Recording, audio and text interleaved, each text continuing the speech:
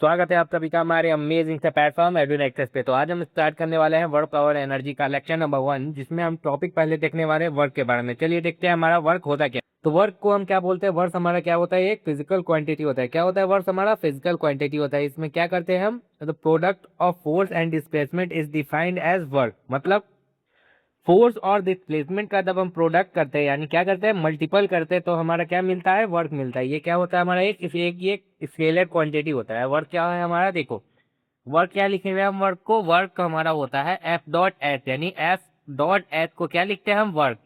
यानी dot product. Dot product क्या हमने हम पे क्या पढ़ा था? F F cos theta. Dot product में क्या हो जाता है हमारा? कॉस थीटा आ जाता है। कॉस थीटा का टर्म क्या आ जाता है? कॉस थीटा का टर्म आ जाता है।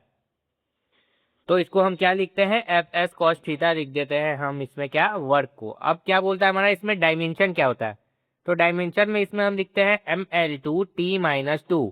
क्या लिखते हैं? ml/t-2 को क्या लिख देते हैं हम? इसमें डायमेंशन को लिख देते हैं। फॉर्मूला इसमें हमारा क्या निकल के आ जाएगा? Work done is equals to F S cos theta. आगे देखते हैं हमारे इसमें और नेक्स्ट क्या है। वर्क डन हमारा किस किस टाइप का होता है? तो तीन टाइप का हमारा वर्क डन होता है। एक होता है हमारा पॉजिटिव, एक होता है हमारा नेगेटिव, और एक होता है हमारा जीरो वर्क डन। कैसा कैसा होता है चलो देखते हैं। पॉजिटिव वर्क डन में क्या होता है हमारा? जिस डायरेक्शन में हमारा फोर्स लग रहा है उसी डायरेक्शन में हमारा डिस्प्लेसमेंट भी होता है। इसमें क्या लिखता है देखो, ये हमारा एक ब्लॉक है, जिस डायरेक्शन में फोर्स लग रहा है उसी डायरेक्शन में हमारा क्या हो रहा है? डिस्प्लेसमेंट हो रहा है। तो हम इसको क्या कहते हैं? Positive work done. डिग्री कितना आता है हमारा इसमें? 0 डिग्री, जिसके वजह से ये क्या आ जाता है? एफ एस आ जाता है। हम एस एस का मल्टीपल आ जाता है वर्क डन हमारा। नेगेटिव में क्या होता है? फोर्स तो हम इधर लगा रहे हैं। क्या लगा रहे हैं? फोर्स इधर लगा रहे हैं, हमारा डिस्प्लेसमेंट इधर की डायरेक्शन में होगा। फोर्स लगा रहे हैं, डायरेक्शन हमारा कहाँ जा रहा है? डिस्प्लेसमेंट उसका हमारा पीछे की डायरेक्शन में आ रहा है। तो इसमें क्या कौन सा एंगल यूज होगा हमारा? 180 डिग्री। 180 डिग्री कितना होता है? -1। -1 तो हमारा इसमें क्या आ जाएगा? वर्क डन नेगेटिव हो जाता है। जीरो में क्या होता है हमारा? फोर्स मान लो ऊपर है, डिस्प्लेसमेंट कहीं और है, तो ये हमारा क्या हो जाता है? 90 डिग्री में के एग्जाम्पल में। तो यहाँ पे हमारा work done zero. Work done zero क्यों? क्योंकि कॉस थीटा का वैल्यू यहाँ पे 90 हो जाता है, जिसके कारण हमारा वैल्यू क्या हो जाता है? ये वर्क डन जीरो हो जाता है। नेक्स्ट हम देखते हैं इसमें। अभी नेक्स्ट हमारा क्या पूछता है? Work done bye constant and variable force. Constant force और वेरिएबल फोर्स की वजह से हमारा क्या वर्क डन आएगा? चलो देखते हैं।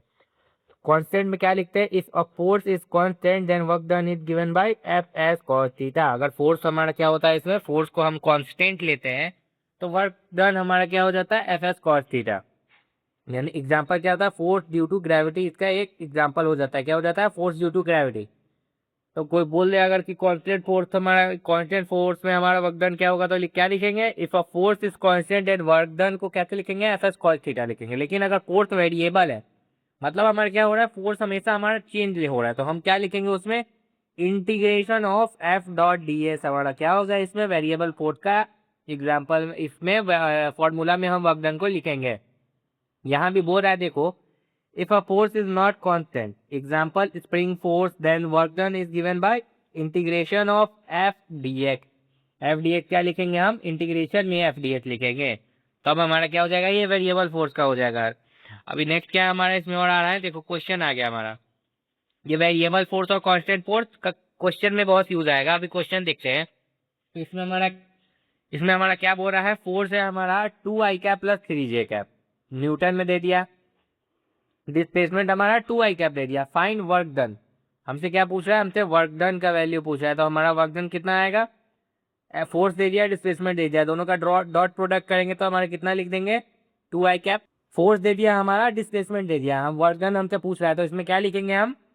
Four 2i cap plus 3j cap को मल्टीप्लाई करेंगे 2i कैप के साथ। तो 2i कैप के साथ जब मल्टीप्लाई करेंगे तो हमारा कितना आ जाएगा इसमें? आई कैप से तो वो मल्टीप्लाई हो जाएगा, और जे कैप वाला टर्म जीरो। आई कैप से मल्टीप्लाई हो जाएगा और जे कैप वाला टर्म हमारा क्या हो जाएगा? जे कैप वाला टर्म हमारा जीरो हो जाएगा। तो वर्क डन क्या आएगा हमारा? 4 क्या हो जाएगा? 4 जूल हमारा क्या हो जाएगा इसमें? Work done. वर्क डन को क्या ले लेंगे? 4 जूल। नेक्स्ट हमारा इसमें और क्या आ रहा है? नेक्स्ट भी हमारा एक क्वेश्चन ही है, चलो देखते हैं। फोर्स हमारा दे दिया है 50 न्यूटन का, अप्लाइड ऑन ऑब्जेक्ट 37 डिग्री पे हमारा ये क्या हो रहा है? इस फोर्स को लग रहा है, ठीक है, हॉरिजॉन्टल है। डिस्प्लेसमेंट कितना है? 5 पर। फाइन वर्क डन क्या लगाएंगे? एफ एफ कॉस थीटा लगाएंगे। थीटा का वैल्यू डालेंगे हमारा, एफ डालते हैं, एस डालते हैं, कॉस 37 का वैल्यू डालते हैं, हमारा कितना आंसर आ जाता है? 200 जूल क्या हो जाता है हमारा इसमें? 200 जूल हमारा इसमें आंसर निकल के आ जाता है। नेक्स्ट इसमें हमारा और क्या आ रहा है, फिर एक क्वेश्चन ही है बट इसमें वेरिएबल है। वेरिएबल वाले में देख लो क्या होता है थोड़ा हमारा, ये मतलब है वेरिएबल में तो मतलब है ये नागिन बना हुआ है। चलो देखो इसमें क्या नागिन बन के तुम्हारा इंटीग्रेशन कैसे करते हैं। अभी देखो तुम्हारा फोर्थ तो दे दिया है 2x+3x², और क्या डिस्प्लेसमेंट का वैल्यू हमारा दिया है 0 से लेके 2 तक। कहाँ से कहाँ, 0 से लेके 2 तक। अब इसमें वर्क डन निकालेंगे हम इंटीग्रेशन करके, लिमिट 0 से 2 तक लिमिट को डालेंगे। कहाँ तक डालेंगे, लिमिट को हम 0 से 2 तक डालेंगे। अभी डिफ्रेंशिएशन में मैंने बताया था जो भी इक्वेशन दिया है उसको dx से मल्टीप्लाई करेंगे, उसको 2x dx से मल्टीप्लाई कर रहे हैं और इससे मल्टीप्लाई, तो इसमें इंटीग्रेशन में मैंने बताया था क्या होता है, पहले जो जितना से मल्टीप्लाई करता है ये उतना पावर ऊपर जाता है, उससे नीचे डिवाइड होता है। जैसे ये x और dx है, स्मॉल एग्जांपल से ये बताते हैं, x dx को मल्टीप्लाई करेंगे तो क्या होगा हमारा पावर उसमें x²। अभी जितना ऊपर पावर है उतना से डिवाइड कर दो तो कितना हो जाएगा x²/2। देखो x²/2 दिखे। अब ये क्या है हमारा, एक और एग्जांपल देख लो, मान ले x² dx।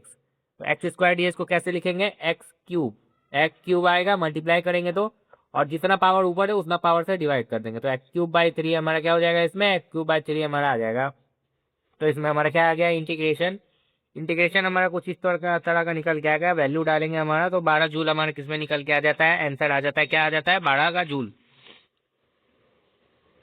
अभी नेक्स्ट हमारा क्या आ रहा है, इसमें ग्राफ आता है हमारा। अभी ग्राफ कैसे निकालते हैं, मान लो ये हमारा एक फोर्स है, ये हमारा एक डिस्प्लेसमेंट दे दिया है, फोर्स और डिस्प्लेसमेंट दे दिया है, उस पर कोई ग्राफ दिया है, तो उसका अंदर वाला एरिया अगर हम निकाल देंगे तो क्या होगा, एरिया हमारा उसका वर्क डन दे देता है। क्या, फोर्स और डिस्प्लेसमेंट का एरिया क्या देता है हमारा, वर्क डन। इसको रिपीट करेंगे, फोर्स डिस्प्लेसमेंट का एरिया क्या देगा, वर्क डन। फोर्स डिस्प्लेसमेंट का एरिया क्या देगा, वर्क डन। फोर्स डिस्प्लेसमेंट का एरिया क्या हमारा दे देगा, वर्क डन। अभी लेकिन देखो ये तो कांस्टेंट था तब ना, अगर ऐसे टाइप का वेरिएबल रहेगा तो क्या होगा, इसका इंटीग्रेशन निकालेंगे, फोर्स और डिस्प्लेसमेंट का अंदर जो दिया उसका इंटीग्रेशन निकालेंगे तो उसका एरिया क्या दे देगा हमारा, इसमें उसका एरिया हमारा वर्क डन दे देगा। नेक्स्ट हमारा क्या है, is work done by normal force always zero. क्या वर्क डन हमारा 90 डिग्री पे जब होता है, यानी नॉर्मल की वजह से जब होता है, क्या हमेशा जीरो होता है, तो इसका आंसर होता है यस, ये हमेशा ही जीरो होता है। क्यों जीरो होता है, क्योंकि 90 डिग्री पे कॉस थीटा का वैल्यू हमारा जीरो आ जाएगा, जिसके कारण हमारा क्या हो जाएगा, पूरा वैल्यू जीरो कर देगा। इसमें देखो डिस्प्लेसमेंट इधर पोर्ट ऊपर लग रहा है, वर्क डन हमारा जीरो। इसमें ये मान लो रोबोट ऊपर जा रहा है, इसमें वर्क डन जीरो, क्यों, 90 डिग्री का वैल्यू जीरो हो रहा है। लेकिन हमारा इस केस में देखो ये हमारा क्या हो रहा है, ऊपर के डायरेक्शन में हमारा नॉर्मल है और इसका डिस्प्लेसमेंट भी अगर हमारा ऊपर ही जा रहा है, अगर ऊपर डायरेक्शन है, ऊपर ही डिस्प्लेसमेंट जा रहा है, तब ये वर्क डन जीरो नहीं होगा।